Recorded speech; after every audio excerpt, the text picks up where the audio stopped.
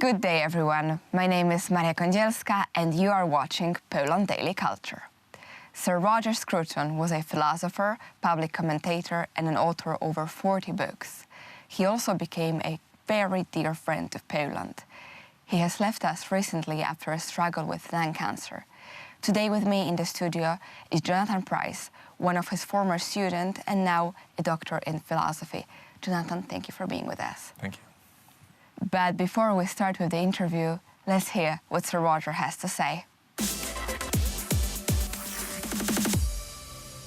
Political parties and political movements that identify themselves as conservative, it's only in Britain, America, Australia, possibly India, that people would even use that word.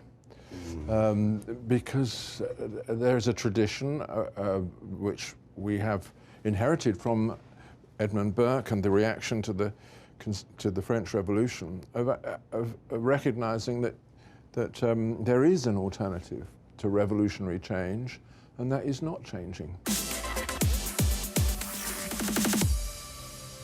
Jonathan, as Roger Scruton student, you know very well that How to Be Conservative is one of his most popular books, I think, which was also received by the most broad audience.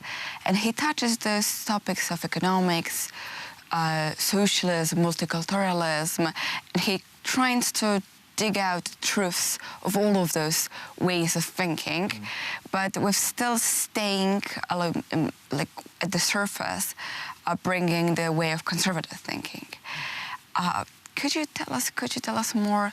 What is the basic of his thought in this book? I think it turns a little bit on the preposition. He's looking for the truth in these things, rather than the broader sense of the word of. So if he's looking for the truth in socialism, he's looking for that part of socialism which is true. If it were wholly false, then it would have had a very short life in the world. Yeah? That it was successful for a time doesn't mean it was true, but possibly that there is some truth in it. And he looked to these different ideologies that he disagrees with for what can be salvaged from them. And I think that is, in his privately published book of poems, Beatitudes, a copy of which we have on the table here. Yes. There's a poem about bricolage called bricoleur. And bricolage is the practice of making good use of whatever is around you for your intended end. And so the conservative thinker and Sir Roger in his person wasn't attempting to make a new ideology called conservatism. He was attempting to look around at what has worked, including parts of liberalism, socialism, and the rest, and take bits and pieces from it and reassemble them into something that is fit for the purpose of current political problems. I think it's very important to say that conservatism from its nature is not an ideology. That's why conservatism differs from places where it takes place. It's not always the same. It actually says, look at your back, at your history, look at your tradition, look at the forms of your society and why they are important and why to change. So if you would like to point out the basis of Roger Scruton's philosophical thought of conservatism, what would it be? Well, Roger Scruton was an Englishman. Yes. And he was British, and he was European. He describes himself from time to time as a French intellectual, ironically, but he was influenced by that tradition. And he's also someone who has cosmopolitan sensibilities in the sense that he sees himself as part of a cosmopolis in the original sense. That is this communion of minds through words, through logoi, through reasoning, that has persisted at least since the Greeks and has taken up into itself bits and pieces from Egypt and from China and from other parts of the Near and Far East, and eventually from the New World, and has been able to roll it into this ongoing conversation. He saw himself as a citizen of this cosmopolis. And so, but the point is, he began from somewhere. beginning from somewhere. And his conservatism is typically English. It has romantic elements. It has modern elements. It participates in the ancient English and British constitutionalism.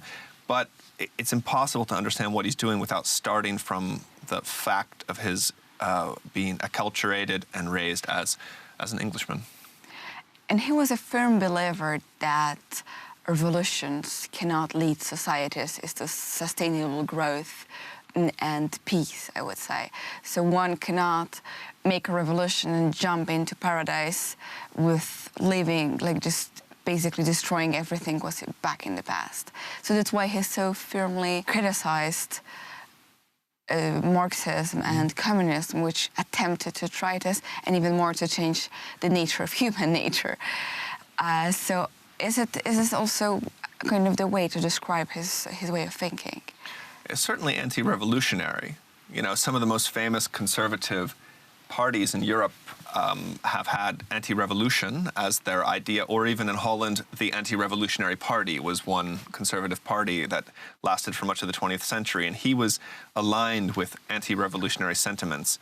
But I think for especially good reasons, and that is, you know, in the anarchism and communism, which often played together unhealthy dialectic, tended eventually to forget about paradise and to simply say things like, first we'll destroy and then we'll see. True, very true.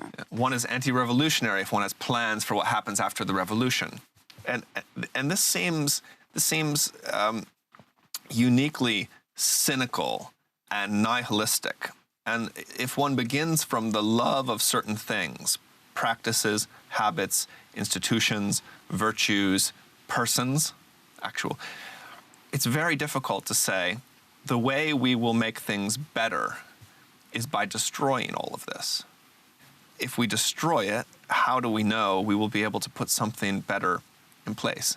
That's maybe the secret reason why certain communists and anarchists abandoned the concepts of paradise, because they realized they didn't have very good ideas about what to put in place after the revolution.